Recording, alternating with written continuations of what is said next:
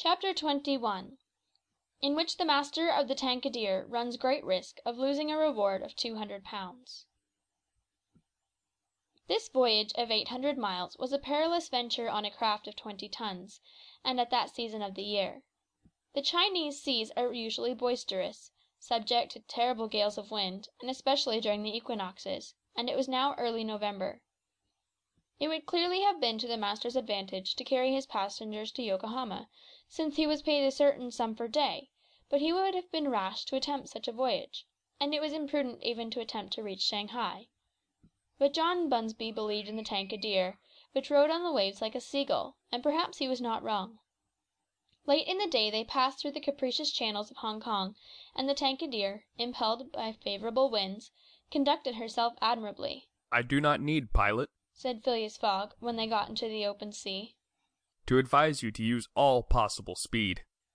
"Trust me, your honour, we are carrying all the sail the wind will let us. The poles would add nothing, and are only used when we are going into port."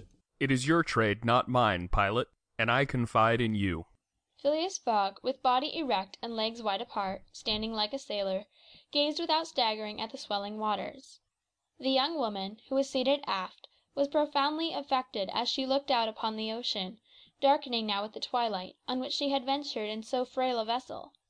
Above her head rustled the white sails, which seemed like great white wings. The boat, carried forward by the wind, seemed to be flying in the air. Night came. The moon was entering her first quarter, and her insufficient light would soon die out in the mist on the horizon. Clouds were rising from the east, and already overcast a part of the heavens. The pilot had hung out his lights, which was very necessary in these seas crowded with vessels bound landward, for collisions are not uncommon occurrences, and, at the speed she was going, the least shock would shatter the gallant little craft. Fix, seated in the bow, gave himself up to meditation. He kept apart from his fellow travellers, knowing Mr. Fogg's taciturn tastes. Besides, he did not quite like to talk to the man whose favours he had accepted. He was thinking, too, of the future. It seemed certain that Fogg would not stop at Yokohama, but would at once take the boat for San Francisco, and the vast extent of America would ensure him impunity and safety. Fogg's plan appeared to him the simplest in the world.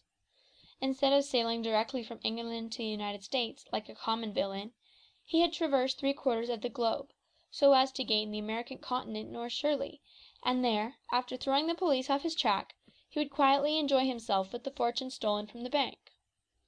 But once in the United States, what should he, Fix, do? Should he abandon this man?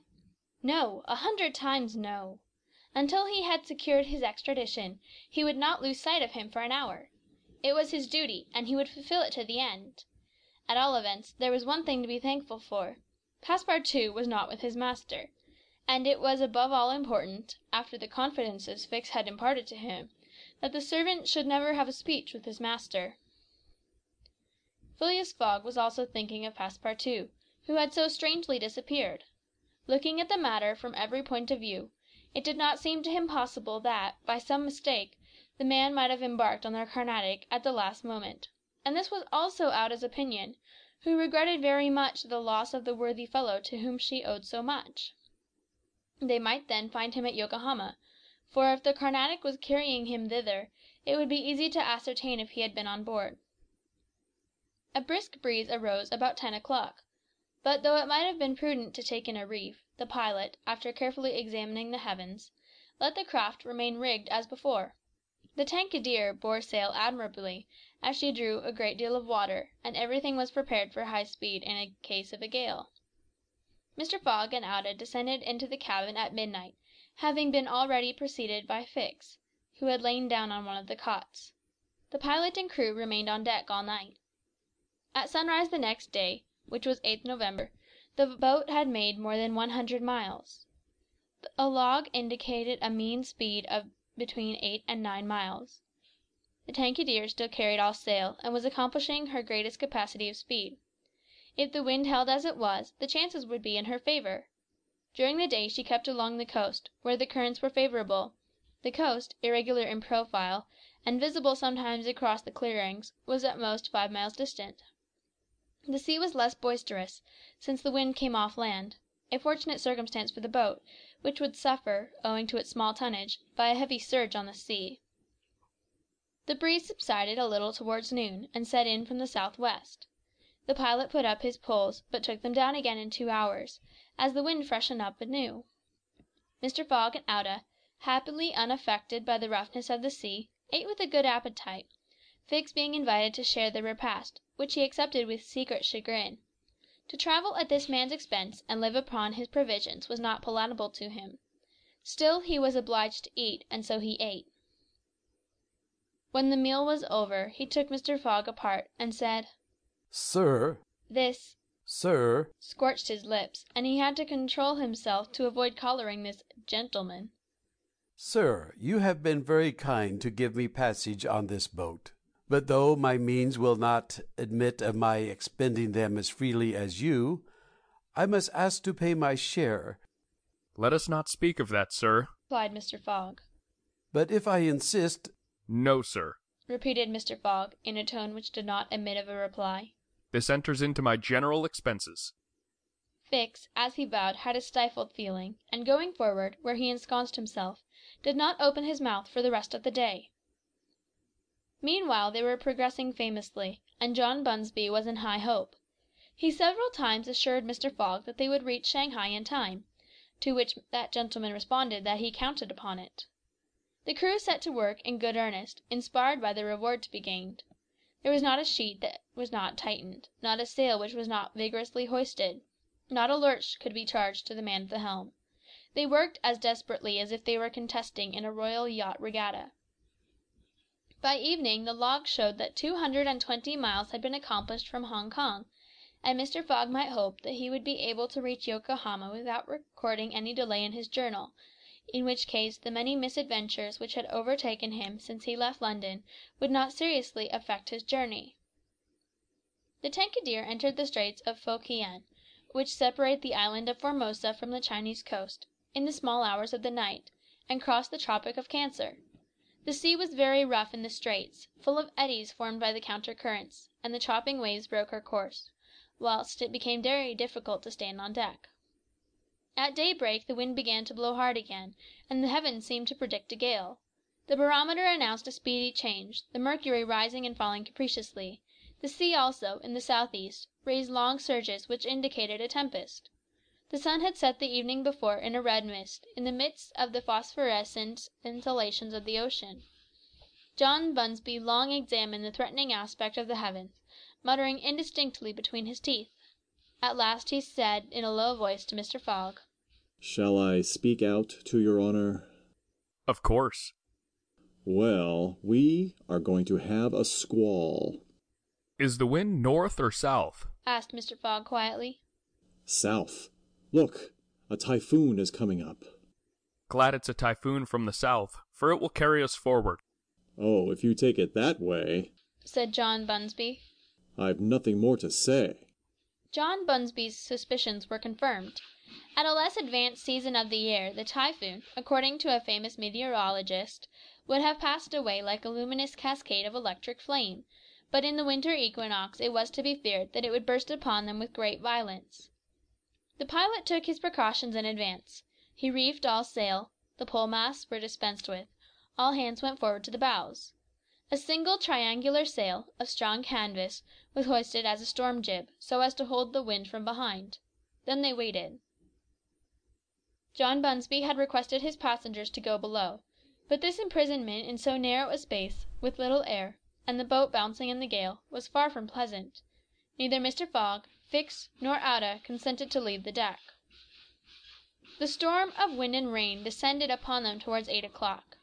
With but its bit of sail, the Tankadere was lifted like a feather by the wind, an idea of whose violence can scarcely be given. To compare her speed to 4 times that of a locomotive going on full steam would be below the truth. The boat scudded thus northward during the whole day, borne on by monstrous waves, preserving always, fortunately, a speed equal to theirs. 20 times she seemed almost to be submerged by these mountains of water which rose behind her, but the adroit management of the pilot saved her. The passengers were often bathed in spray, but they submitted to it philosophically. Fix cursed, no doubt, but Auda, with her eyes fastened upon her protector, whose coolness amazed her, showed herself worthy of him, and bravely weathered the storm. As for Phileas Fogg, it seemed as if the Typhoon were a part of his programme. Up to this time the Tankadere had always held her course to the north, but towards evening the wind, veering 3/4, bore down from the northwest. The boat, now lying in the trough of the waves, shook and rolled terribly; the sea struck her with fearful violence. At night the tempest increased in violence. John Bunsby saw the approach of darkness and the rising of the storm with dark misgivings. He thought a while, and then asked his crew if it was not time to slacken speed. After a consultation he approached Mr. Fogg and said, "I think, your honour, that we should do well to make for one of the ports on the coast." I think so too. "Ah," said the pilot. "but which one?" I know of but one. Returned Mr. Fogg tranquilly. "And that is?" Shanghai. The pilot, at first, did not seem to comprehend. He could scarcely realize so much determination and tenacity. Then he cried, "Well, yes. Your honour is right. To Shanghai." So the Tankadere kept steadily on her northward track. The night was really terrible. It would be a miracle if the craft did not founder. Twice it could have been all over with her if the crew had not been constantly on the watch. Auda was exhausted, but did not utter a complaint. More than once Mr. Fogg rushed to protect her from the violence of the waves. Day reappeared. The tempest still raged with undiminished fury, but the wind now returned to the south-east. It was a favourable change, and the Tankadere again bounded forward on this mountainous sea, though the waves crossed each other and imparted shocks and counter-shocks which would have crushed a craft less solidly built. From time to time the coast was visible through the broken mist, but no vessel was in sight. The Tankadere was alone upon the sea. There were some signs of a calm at noon, and these became more distinct as the sun descended towards the horizon. The tempest had been as brief as terrific. The passengers, thoroughly exhausted, could now eat a little and take some repose. The night was comparatively quiet. Some of the sails were again hoisted, and the speed of the boat was very good. The next morning at dawn they espied the coast, and John Bunsby was able to assert that they were not 100 miles from Shanghai. 100 miles, and only 1 day to traverse them! That very evening Mr. Fogg was due at Shanghai, if he did not wish to miss the steamer to Yokohama. Had there been no storm, during which several hours were lost, they would be at this moment within 30 miles of their destination. The wind grew decidedly calmer, and happily the sea fell with it. All sails were now hoisted, and at noon the Tankadere was within 45 miles of Shanghai. There remained yet 6 hours in which to accomplish that distance. All on board feared that it could not be done, and every one, Phileas Fogg no doubt excepted, felt his heart beat with impatience. The boat must keep up an average of 9 miles an hour, and the wind was becoming calmer every moment. It was a capricious breeze, coming from the coast, and after it passed the sea became smooth. Still, the Tankadere was so light, and her sails caught the fickle zephyrs so well, that with the aid of the currents John Bunsby found himself at 6 o'clock not more than 10 miles from the mouth of the Shanghai River. Shanghai itself is situated at least 12 miles up the stream. At 7 they were still 3 miles from Shanghai. The pilot swore an angry oath. The reward of £200 was evidently on the point of escaping him. He looked at Mr. Fogg. Mr. Fogg was perfectly tranquil, and yet his whole fortune was at this moment at stake. At this moment also a long black funnel, crowned with wreaths of smoke, appeared on the edge of the waters. It was the American steamer, leaving for Yokohama at the appointed time. "Confound her!" cried John Bunsby, pushing back the rudder with a desperate jerk. Signal her. Said Phileas Fogg quietly. A small brass cannon stood on the forward deck of the Tankadere, for making signals in the fogs. It was loaded to the muzzle, but just as the pilot was about to apply a red-hot coal to the touch-hole, Mr. Fogg said, "Hoist your flag."